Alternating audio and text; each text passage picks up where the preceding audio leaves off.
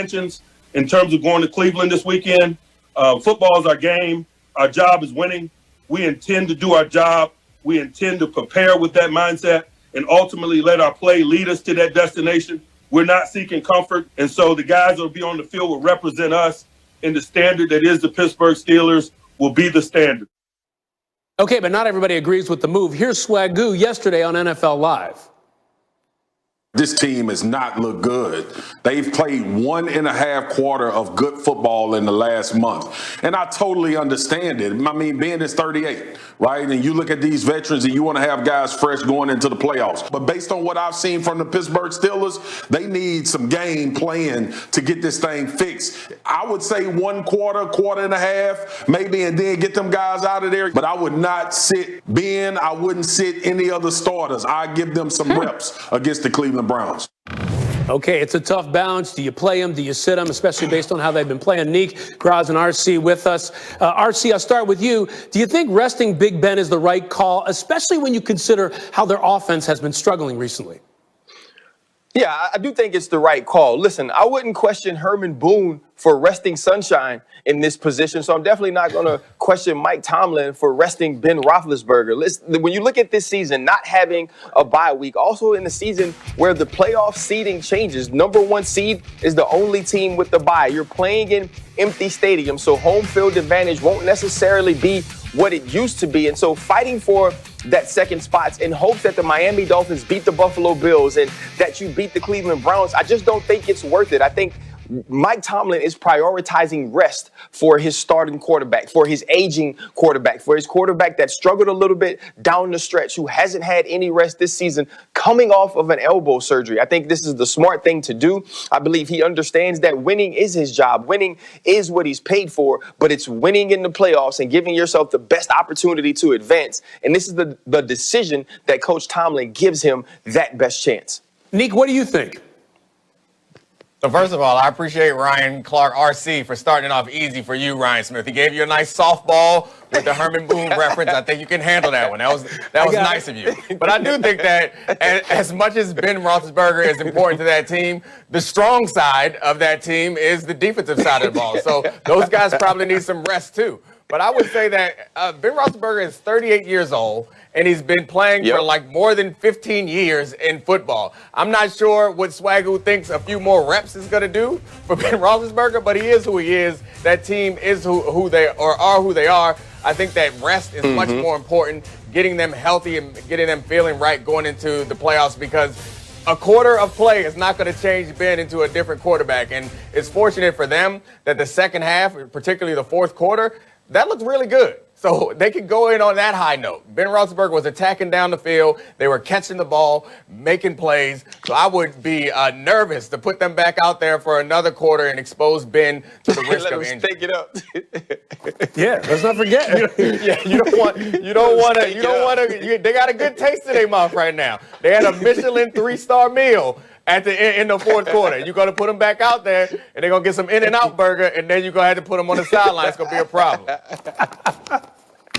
Okay, we already got off to a good start. Graz, I got to ask you, you covered this game for the Steelers. You saw the comeback last week.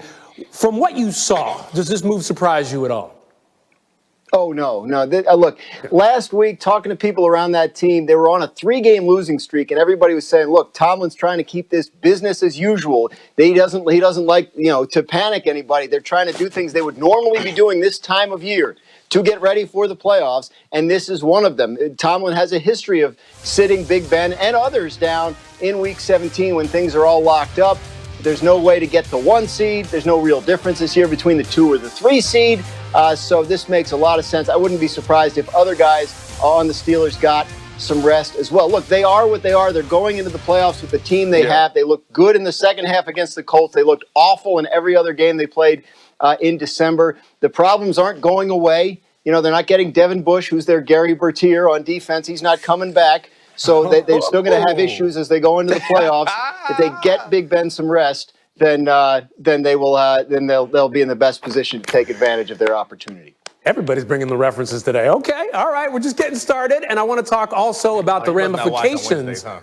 Yeah, exactly. I want to talk about what the ramifications of this decision are. There are 5 teams in the AFC that enter the final week of the season at 10-5, and there are playoff spots to be grabbed. Our FPI sees the Colts, the Ravens, and the Titans as the favorites this weekend, while the Browns and the Dolphins enter as underdogs, but clearly sitting Ben is going to help with Cleveland. So this becomes very interesting. Graz, the big story from the Browns last week was the wide receivers going on the COVID list. What's the latest there that you're hearing?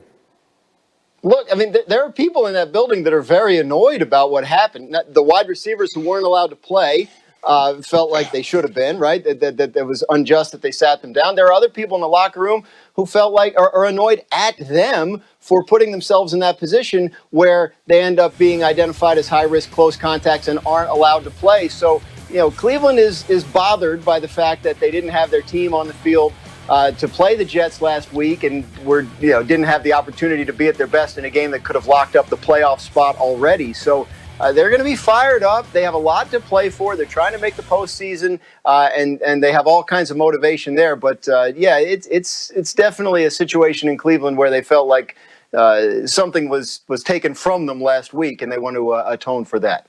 And Nick, we've talked all week about whether or not if they lose, is this team a failure? I think everybody agrees they're not a failure. Or is it disappointing? Yeah, that'll be a problem. But I have this question for you. What does it say about the Browns if they lose this game? That they ain't ready yet.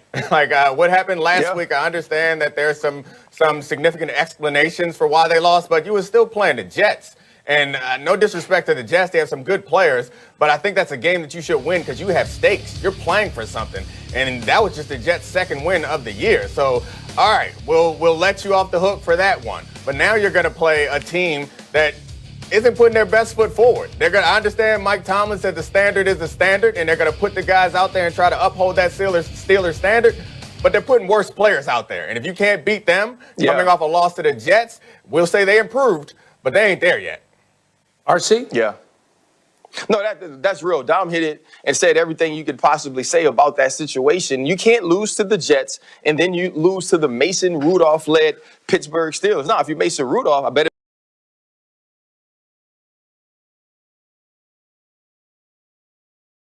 it would be super cool to knock that team out of the playoffs for sure. That's what you would want to do. So Mason Rudolph's going to play extremely hard. But think about this, guys. This is like go and play the Golden State Warriors. I'm not saying that that's where the Steelers are, with Klay Thompson at the 2 or with Kelly Oubre at the 2. And if you watch any basketball, you know Kelly Oubre at the 2 ain't dropping dimes and dropping buckets like what? I'm sorry. Like I'm just saying. Like Klay Thompson. And so if you are the Browns, you have to go out and win this game. You have to go out and finish. And you need to show that you can at some point beat one of the big dogs in your division, even if their starting quarterback isn't playing.